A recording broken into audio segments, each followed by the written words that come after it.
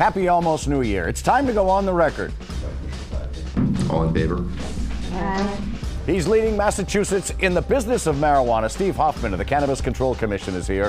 What we can expect next in the burgeoning pot field.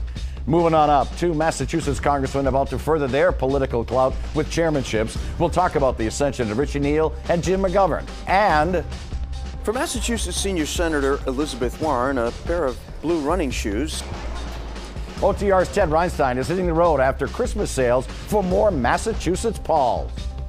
From WCVB Channel 5, the inside word from Washington to Beacon Hill. Today's newsmakers are going on the record. Happy almost New Year. Is there such a thing as almost New Year? Yeah, well, I guess it's either Happy now. New Year or not. I'm Ed Harding, along with News Center 5's political reporter Janet Ruth. Thank you for joining us as we close out 2018. Our guest for the last gasps of 2018 oversaw the opening of the Commonwealth's first retail pot shops here in Massachusetts this past year. Steve Hoffman is the chairman of the Cannabis Control Commission in Massachusetts. He's also former executive with Bain & Company, CSC Index, and Sapient, and he has a smile on his face. So I assume that you're happy with what things are doing right now. I'm very happy. I'm proud of what we've accomplished as commission. I recognize that we're at the very early stages, so we have a lot more to do, but I'm very proud of where we are so far. Thanks for joining us. However, My pleasure. there Thanks for having are me. massive traffic problems in some of the early cities that introduced pot. Massachusetts is not the first state to legalize marijuana, so couldn't a lot of these problems have been resolved before the stores opened? Well, every state's doing it differently. A lot of states have opened many stores simultaneously. We chose to do it in kind of the rollout fashion that we're doing it. So there's pent-up demand.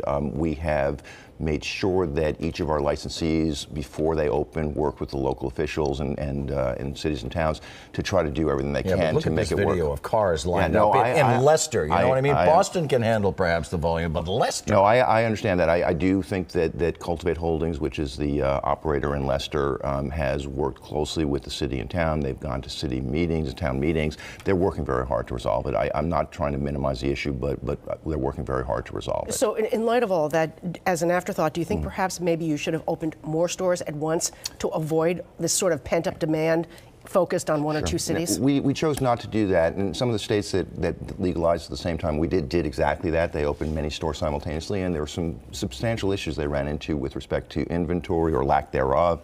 They ran into some issues with respect to licensing and to background checks. We thought that doing it the way we're doing with a gradual rollout made more sense. Again, I'm not minimizing that. I know it's a serious inconvenience, but it's being worked on. We don't have inventory issues. We have everybody in our seed-to-sale tracking system. So this is actually a smoother opening than what has happened in other states.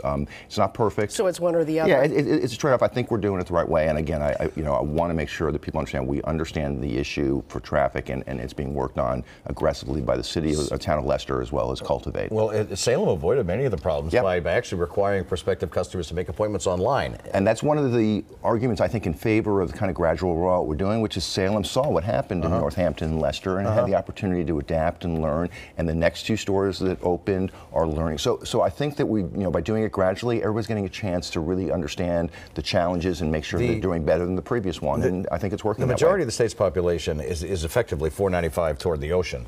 But Right. the shops have been Western Massachusetts toward 495. Sure. Is that a deliberate plan? No. We are at the mercy of two things. One is when who applies and when they apply. We process our applications in the sequence they come in, and then two, we issue licenses at the state level, but we require the cities and towns to sign off and saying that their bylaws and ordinances have been met. And so it's really kind of just a question of sequencing of which cities and towns are ready to go first, which applications come in first. There's no master strategy as far as geography. So the ones that are opening next, would you recommend they follow the Salem protocol as opposed to what happened in Leicester, et cetera? I would recommend they learn from what's happened for the first few stores that have opened. Have folks sign up online first to make sure they only buy limited quantities. The most important thing I'd recommend is that they sit down with the city or town ahead of time and map out a plan. And and every town's a little different, in terms of what parking availability is. And so I think Salem worked, and so I do encourage other people to consider that. But it really is the licensee and the city or town just coming up with a plan. But don't you expect a rush to settle down and rather to go this way, rather to eventually level off? Sure, so they could handle the volume a little more evenly. Sure, there's no question that once more stores are open across the state, I think the volumes will go down individually. But there's a lot of pent-up demand out there, and our data so far for the first 3 weeks that that the stores have been open is, it hasn't died down. It's been pretty level, for the first couple of weeks. And so I think it's going to take a while until we have enough stores open to accomplish what you're talking about. But it will happen. But in the interim, I think it is manageable as long as there's good cooperation and coordination between the licensee and the city or Let's town. talk a little bit about money, okay? Now that you see this pent-up demand, do you think the state's going to end up making more money than you initially estimated? I think your initial estimate for state revenues was roughly around $60 million. Yeah, so that's not our forecast. That is the Department of Revenue's forecast. And we've worked with them, but it's their model, and the Department of Revenue is required to give a forecast of all revenue to the legislature so they can go through their budgeting process. So they've come up with a forecast that has a midpoint of about $63 million, high of 83, I think, and low of 44. That translates to, and this is for the fiscal year starting July 1st, 2019. So if you take the midpoint, 63 million, that turns into, that is equivalent to a $300 million revenue industry because it's a 20% tax rate.